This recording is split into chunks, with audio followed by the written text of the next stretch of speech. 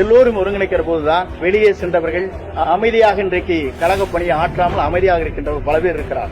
அவர்கள் அழைத்து அங்கங்கே ஒருங்கிணைக்கிற போதுதான் நாம் மாபெரும் வெற்றியை அடைய வேண்டும் என்ற நோக்கத்தோடு நேற்றைய தினம் அந்த விளக்கத்தை நான் தெரிவித்தேன். அதற்கு இன்று கழகத்திலிருந்து கட்சியுடைய பொறுப்புகளை விடுவிக்கப்பட்டிருக்கிறார்கள். பொதுவாக ஜனநாயகம் என்பது ஒரு கட்சியில் ஒரு விளக்கம் கேட்டிருக்க வேண்டும். அந்த விளக்கம் கேட்காமலேயே இன்று ஜனநாயகத்தை நாங்கள் காக்கிறோம். சுயமரியாதையோடு யார் வேண்டுமானாலும் எந்த கருத்துக்களை சொல்வதற்கு எங்கள் இயக்கத்திலே தடையில்லை என்று பல மேடையிலே பேசியிருக்கிறார்கள். என்னுடைய பணி இதை நோக்கித்தான் தொடரும். சார், பணி நோக்கி தொடரும் அப்படின்னா எல்லாரும் ஒருங்கிணைக்கிற பணிங்களா சார்? அல்லது நேற்றைய தினம் எடுத்துச் சொன்னதைப் போல இந்த பணி எடுத்துச் சொன்ன கருத்தின் அடிப்படையில் தொடரும்.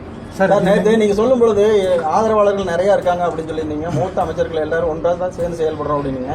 இது வரைக்கும் யாருமே உங்களை நேரில் சந்திச்சு ஆதரவு தெரிவிச்ச மாதிரி தெரியலீங்களா சார்? சில பேர் எடுத்து தொலைபேசியிலே பேசியிருக்கிறார்கள். அதுதான் சொல்ல முடியுமே தவிர போக போக காலத்திலாம் தெரியும். சார், 6 பேர் கொண்ட கூட நாங்கள் எங்களை சந்திக்கல, அது பச்சை போய் அப்படிங்கிற மாதிரி சொல்லியிருக்காரு சார். நாங்கள் சந்தித்தது, பரிமாறியது பொதுச் செயலாளரிடத்திலே யார் வேண்டுமானாலும் பரிமாறிக்கொள்ளலாம் என்பதை அன்றைக்கே தெளிவுபடுத்தியிருக்கிறேன்.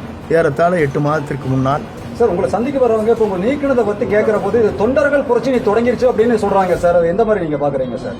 நீக்கினதை தவிர தொண்டர்களுடைய புரட்சி தொடங்கிருச்சுன்னு அந்த வார்த்தையை அழுத்தம் திருத்தமா சொல்றாங்களே சார். ஒவ்வொருவருடைய கருத்தும் ஒவ்வொரு பத்திரிகையின் மூலமாக நீங்கள் பிரதிபலிக்கலாம்.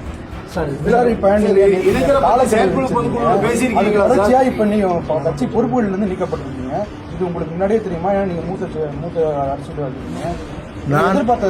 நான் எதிர்பார்க்கவில்லை சார். இதுக்கு பின்னால யார் இருப்பாங்க? உங்க பொதுச்செயலாளர் மட்டுமா இல்ல வேற யாராவது காரணமா இருப்பாங்க நீங்க நினைக்கிறீங்களா சார்? அது இப்போது சொல்வதற்கில்லை சார். இணைப்பு பத்தி பொதுக்குழு செயற்குழு பேசியிருக்கீங்களா சார்? எது கட்சியில பொதுக்குழு எப்போது கூடியது இப்ப பேசுறதுக்கு?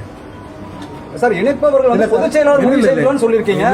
இல்ல அவர் கேட்ட கேள்வி பொதுக்குழுல சொன்னீங்கன்னா பொதுக்குழு கூட்டினால் மட்டும்தான் சொல்ல முடியும்.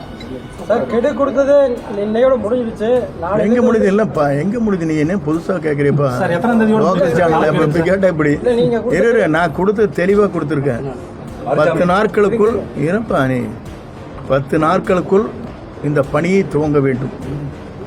1 மாதம் ஆனாலும் பரவாயில்லை, பேசி தீர்க்க வேண்டும் தான் சொல்லியிருக்கிறேன். நீ பாட்டுக்கு நீ நாளை காத்தாலே கெடு முடிச்சு ஏப்பா பாதி கேட்டு சொல்றீங்க? முன்னாள் அமைச்சர் செம்மலை தலைமைக்கு கெடு விதிக்கிறது அழகில்லை. இல்லை, அவர் அவரோட இருக்கிறார், அதனால கெடு விதிக்கலாம். அவர் தர்மத்துக்கு போயிட்டு வந்திருக்காரு, அதனால அப்படிதான் சொல்லுவார் சார். டிடிவி அவரே இப்போது இவரை ஒட்டிட்டாரு, அதனால அவர் அந்த கருத்து சொல்றது மாறுபட்ட கருத்து இல்லை.